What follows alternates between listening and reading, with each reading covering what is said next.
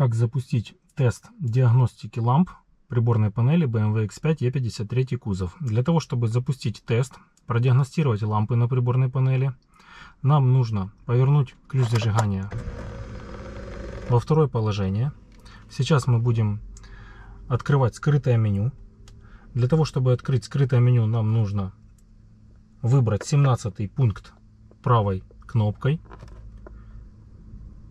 Нажимаем правую кнопку, удерживаем ее. Дожидаемся надписи «Тест номер 1» и правой кнопкой выбираем 17-й тест.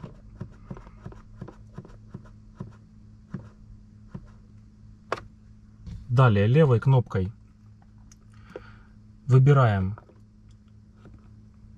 сумму, которая у нас получается при суммировании последних 5 символов VIN номера. В моем случае это цифра 17. VIN номер можно посмотреть в первом пункте теста.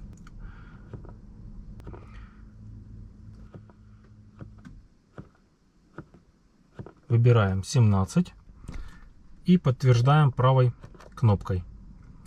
Теперь у нас скрытое меню разблокировано. Сейчас мы запустим диагностику ламп приборной панели. Выбираем тест номер 2. Правой кнопкой подтверждаем и нажимаем левую кнопку. У нас запускается тест всех ламп приборной панели. Так он выглядит. Здесь можно посмотреть работоспособность ламп и индикаторов, которые есть на приборной панели. Для выхода с меню можно просто повернуть ключ зажигания в положение OFF. На канале есть видео по всему перечню и функционалу скрытого сервисного меню. Ссылку оставлю вверху в всплывающем окне и под видео в описании.